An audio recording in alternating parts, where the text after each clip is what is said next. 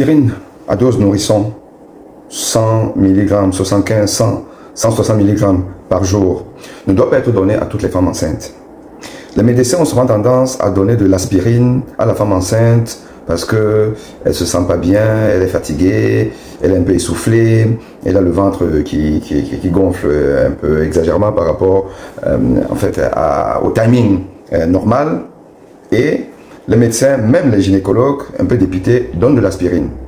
Il ne faut pas le faire.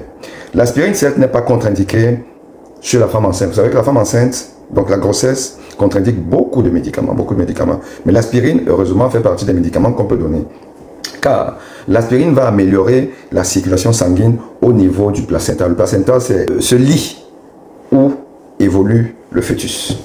Et donc, la circulation du sang, l'apport du sang du corps de la mère vers dans le placenta est très important. Et souvent, les désordres hémodynamiques au niveau de ce placenta-là peuvent être à l'origine, par exemple, de la prééclampsie, peuvent être à l'origine du retard de croissance du bébé. Le bébé ne grandit pas correctement. Et là, on va donner l'aspirine à dose pédiatrique, dose infantile, donc les petites doses. C'est ce qu'on appelle la prévention des complications hémodynamiques du placenta, dont la prééclampsie. Vous savez, la prééclampsie, c'est quand la tension artérielle monte beaucoup et il y a des protéines dans les urines, les œdèmes des membres inférieurs, et tout ça là, ça présage d'un danger imminent de mort fœtale. Voilà. Donc il faut éviter la prééclampsie. Il faut donc surveiller la tension artérielle. Il faut faire un bilan urinaire, la bandelette urinaire, pour voir s'il y a des protéines, l'albumine dans les urines, et voir si la patiente prend assez de poids à cause des œdèmes. Ça c'est très important. L'aspirine dans ce cas est donc indiquée. Ou encore la femme dont on voit que le bébé ne prend pas suffisamment de poids, ne grandit pas suffisamment, et il ne grandit pas parce qu'il n'est pas bien nourri, parce que le placenta ne fonctionne pas bien. La mauvaise situation, l'aspirine va être indiquée uniquement dans cette indication-là. Uniquement. Mais par ailleurs, ne donnez pas l'aspirine aux femmes enceintes à tout va, parce que bon, vous voulez soigner votre peur à vous, au lieu de soigner la patiente. C'est très important. C'est important de rassurer la patiente. Elle peut être essoufflée, parce que voilà, le ventre gonfle suffisamment et va comprimer un peu le diaphragme et donc des poumons, et on peut, voilà, il y a des sites de relaxation qu'on peut adresser à la patiente, mais il faut surtout la rassurer, ne pas donner tout et n'importe quoi à la patiente. Donc, aspirine, dose nourrisson, chez la femme enceinte, oui, mais à une condition, qu'on ait des signes avant-coureurs d'une prééclampsie, et on veut éviter la prééclampsie, ou alors d'un retard de croissance du fœtus dans le ventre. Voilà, ce n'est que dans ces conditions-là. Ok les amis, à très bientôt. N'oubliez pas de vous abonner à ma page ABTV, et que ABTV vous propose de manière régulière, finalement, des émissions santé pour parler de la santé humaine. Et actuellement, nous sommes sur le thème grossesse et maladies cardiovasculaires. Grossesse et maladies cardiovasculaires. On a déjà eu une première émission et on fera d'autres émissions sur cette thématique. À très bientôt. L'aspirine à dose nourrisson, 100 mg, 75, 100, 160 mg par jour, ne doit pas être donnée à toutes les femmes enceintes. Les médecins ont souvent tendance à donner de l'aspirine à la femme enceinte parce qu'elle ne se sent pas bien, elle est fatiguée, elle est un peu essoufflée, elle a le ventre qui gonfle un peu exagérément par rapport en fait, au timing normal.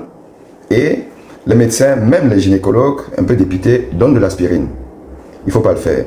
L'aspirine, certes, n'est pas contre-indiquée chez la femme enceinte. Vous savez que la femme enceinte, donc la grossesse, contre-indique beaucoup de médicaments. Mais l'aspirine, heureusement, fait partie des médicaments qu'on peut donner. Car l'aspirine va améliorer la circulation sanguine au niveau du placenta. Le placenta, c'est ce lit où évolue le fœtus. Et donc, la circulation du sang, l'apport du sang du corps de la mère vers dans le placenta est très important. Et souvent, les désordres hémodynamiques au niveau de ce placenta-là peuvent être à l'origine, par exemple, de la prééclampsie, peuvent être à l'origine du retard de croissance du bébé. Le bébé ne grandit pas correctement. Et là, on va donner l'aspirine à dose pédiatrique, dose infantile, donc les petites doses. C'est ce qu'on appelle la prévention des complications hémodynamiques du placenta, dont la prééclampsie. Vous savez, la prééclampsie, c'est quand la tension artérielle monte beaucoup et il y a des protéines dans les urines, les œdèmes des membres inférieurs, Et tout ça là, ça présage d'un danger imminent de mort fœtale. Voilà. Donc il faut éviter la prééclampsie. Il faut donc surveiller la tension artérielle. Il faut faire un bilan urinaire, la bandeleuse urinaire pour voir s'il y a des protéines, l'albumine dans les urines et voir si la patiente prend assez de poids à cause des œdèmes. Ça c'est très important. L'aspirine dans ce cas est donc indiquée. Ou encore la femme dont on voit que le bébé ne prend pas suffisamment de poids, ne grandit pas suffisamment, et il ne grandit pas parce qu'il n'est pas bien nourri, il n'est pas bien nourri, parce que le placenta ne fonctionne pas bien, la mauvaise situation, l'aspirine va être indiquée uniquement dans cette indication-là, uniquement. Mais par ailleurs, ne donnez pas l'aspirine aux femmes enceintes à tout va, parce que bon, vous voulez soigner votre peur à vous, au lieu de soigner la patiente. C'est très important. C'est important de rassurer la patiente. Elle peut être essoufflée parce que voilà, le ventre gonfle suffisamment et va comprimer un peu le diaphragme et donc des poumons et on peut, voilà, il y a des sites de relaxation qu'on peut adresser à la patiente, mais il faut surtout la rassurer, ne pas donner tout et n'importe quoi à la patiente. Donc, aspirine, dose nourrisson, chez la femme enceinte, oui, mais à une condition, qu'on ait des signes avant-coureurs d'une prééclampsie, et on veut éviter la prééclampsie, ou alors d'un retard de croissance du fœtus dans le ventre. Voilà, ce n'est que dans ces conditions-là. Ok les amis, à très bientôt. N'oubliez pas de vous abonner à ma page ABTV et que ABTV vous propose de manière régulière finalement des émissions santé pour parler de la santé humaine. Et actuellement, nous sommes sur le thème grossesse et maladies cardiovasculaires. Grossesse et maladies cardiovasculaires. On a déjà eu une première émission et on fera d'autres émissions sur cette thématique. À très bientôt.